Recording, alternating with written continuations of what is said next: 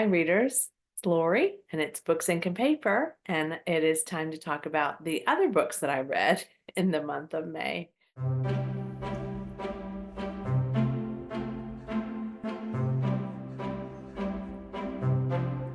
So I didn't intend to film this on the same day and in the same clothing that I had on when I filmed my BookTube prize wrap up, but I had an unexpected opening that allowed me to be able to film this one as well. And so that's what I'm going to do today. So I'm back to talk about what I read in the month of May that was not BookTube prize related.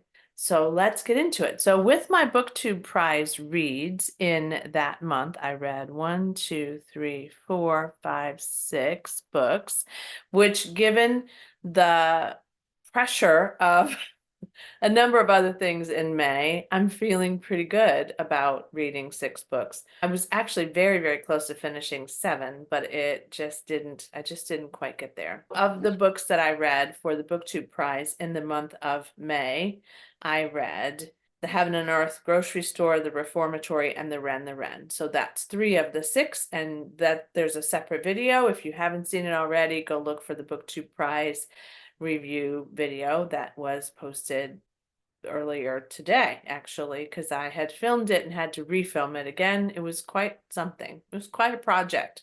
But let's talk about what I read in addition to that in the month of May. So the first one that I read that was non-BookTube prize related was What Happened to the Bennetts by Lisa Scottolini. This one I received from Lindsay at Lindsay's Little Library as a result of the Bookish Besties retreat. I think I won a prize, and this was part of that prize. And I had never read anything by this author before, but have seen how prolific she is, and was also at that time interested in The Truth About the Devlins, which was one that was anticipated as a result of me looking at what was coming out earlier this year.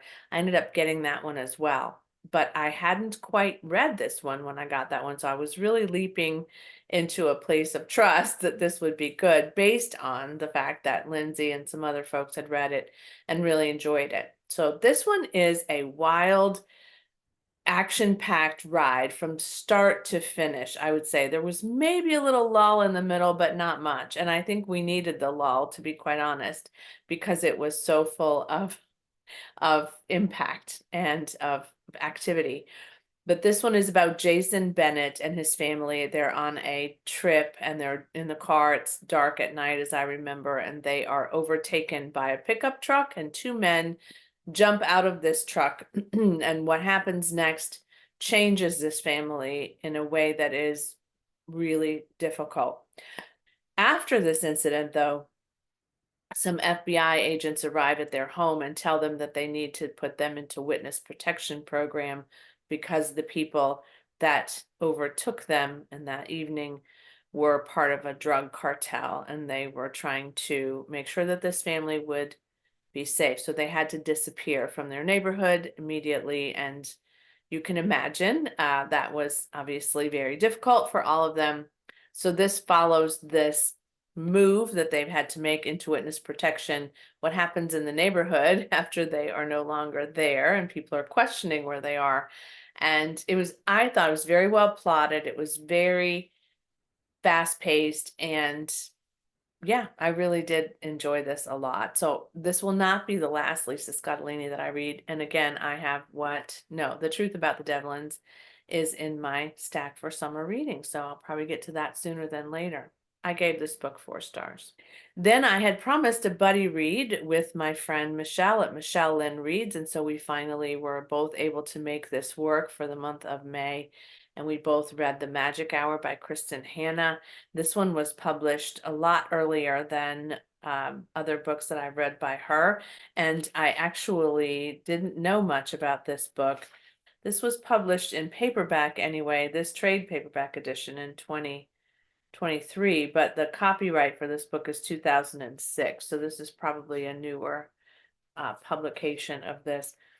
I still think there was a sort of a hint of magical realism in this, but I get what that person was perceiving was different. But this starts out with kind of a bang. This one opens with Julia Cates, who is a therapist, and she's in a trial and exonerated for any wrongdoing in the case of one of her patients, which ended badly. And I don't know why my dog is barking at the moment, but we'll just have to put up with it, I'm sad to say. And Julia's sister, Ellie, is a sheriff in a very small town in the Pacific Northwest. They are not close. But what ensues is that there is a child found in this town where her sister Ellie lives. The child is nonverbal and is clearly has been mistreated, is not well, and is not dressed well, and is actually holding a wolf when they find her. And so they take the child into their protective custody, so to speak. And Ellie reaches out to her sister to see if she wants to work this case and try to see if they can get this girl to talk and tell them how she ended up in this position. So Julia does agree to do that, although somewhat reluctantly. And this small town is very small. So a lot of people are talking and trying to figure out, but they also are supporting this little girl and bringing her clothes and doing different things so that they can find a safe place for her to be able to start to acclimate to these people and then hopefully start to speak to Julia. What I liked about this were all of the areas in which Julia Cates, the doctor, were featured, and she actually works with another medical professional, medical doctor, to try to, support this little girl's health as well. And I liked that relationship, and I liked him as a character very much too. I did not love Ellie, and I did not love the it was just I listened to this as well as read it physically because I had access to it, I think on Everand.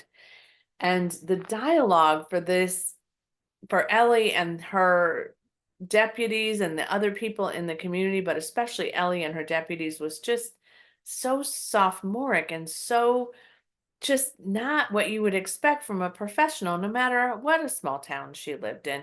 So Julia's was much more what I expected from her and what I would expect from a therapist. And, and she really just kind of presented these facts about this child and the plot of that particular piece I thought was very well done. But then Ellie would step in, and Hannah would kind of start to talk about Ellie and her life and her things that she did and didn't do, and it was very repetitive and very just, it was almost like they were teenagers rather than adults trying to help this child. So it felt like two people wrote this at times for me, which I was really uncomfortable with. And the narrator was not great. So I will say that if I had it to do over again, I probably would have preferred reading the entire thing because the narrator just didn't work for me either of the audiobook. But yeah, it is what it is. But I enjoyed it enough to give it 3 stars. And obviously I'm a Kristen Hanna fan, but this one just had some cringeworthy moments that I couldn't seem to kind of get past. And then for something completely different, I recently joined Becca's Patreon group. I think I've mentioned that. Becca at Becca's Books and Bujo. And she's doing a book club with some of her Patreon patrons each month, I think. And the book club read for this month was Delilah Green Doesn't Care. And the author is Ashley Herring Blake. And I talked about this in another video about what I was reading. I think what I was currently reading. This I got on Kindle, and it's the first in this series by Ashley Herring Blake. And I was not quite sure how I was going to feel about it. I think I told you at that time it's pretty high on the steam level, and it is a queer couple. So if you're not into that, I would say this is not the book for you. But it wasn't so radical that it, would defy any sort of expectations about sex in general. But everybody's tolerance to that and everybody's ability to even enjoy books that are steamy, whether it's heterosexual or heteronormative or homosexual, it's up to you. It is your choice.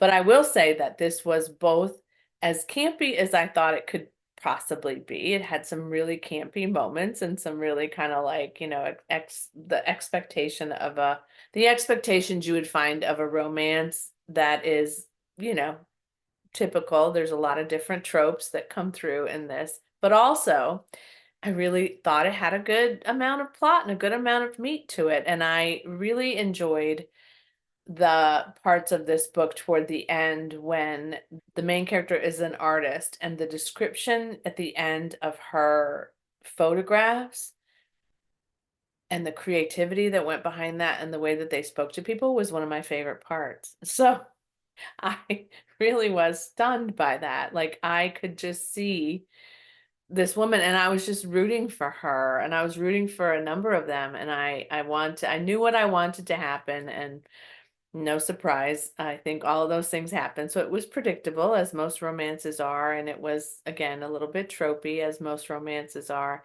But I enjoyed it. I really was surprised by how much I enjoyed it. I gave it 4 stars, which was probably more like a 3.75, 3.5. But so I could go on in this series because there are a number of books in this series. And the second one is Astrid Parker Doesn't Fail, which is part 2 of this Bright Falls series.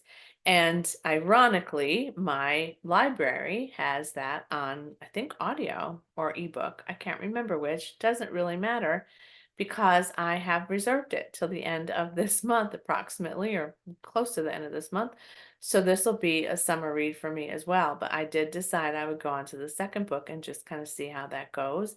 I don't think that all of these are going to be queer romances, although there might be some queer characters that continue to show up in them.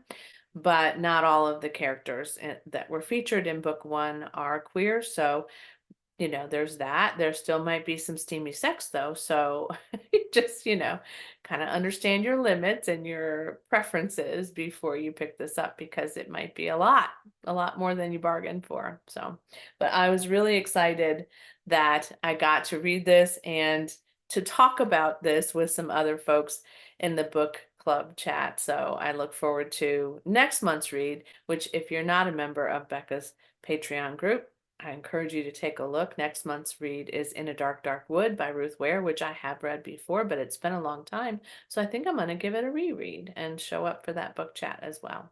So those are the 3 that I read this month, in addition to the other 3 that I read.